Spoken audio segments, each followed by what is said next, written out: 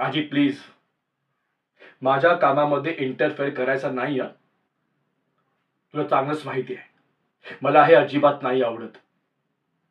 काय बोलीस माझ्या मित्रांना तू, की विशाल माझ्यासाठी लहान बाळ आहे म्हणून? सिरियसली हे हे असं बोललीस तू? अजून काय बोललीस? की विशाल घरातील सगळी कामं करतो. विशाल भांडी घासतो, लादी पुसतो, कपडे धुतो, राशन भरतो. हो, सगळी कामं करतो, मान्य आहे मला.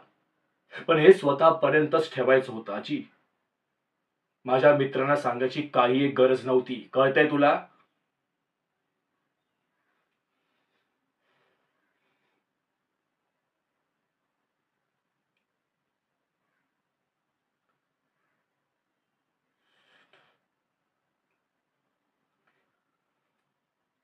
आजी आय एम सॉरी.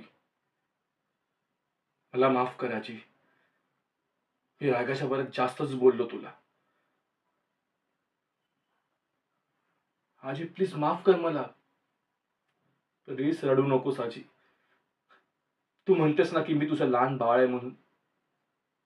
मग ह्या बाळाची ही चूक माफ नाही करणार?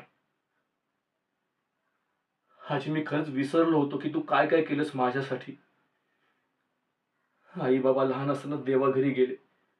त्यानंतर तूच मला वाढवलंस, मोठं केलंस, शिकवलंस, स्वतःच्या पायावर उभं केलंस. आणि मी मात्र. आजी मी वचन देतो पुन्हा असं नाही होणार. मी तुला नाही ओरडणार, काहीच नाही बोलणार. अगं माझ्यासाठी माझं विश्व, माझा आई बाबा, माझा मित्र, माझं कुटुंब सगळं तूच आहे सगळं. आणि तू मला हवी आहेस आजी. शपथ घेऊन सांगतो पुन्हा असं नाही होणार. मी पुन्हा तुझ्यावर नाही रागवणार आजी. पुन्हा असं नाही वागणार.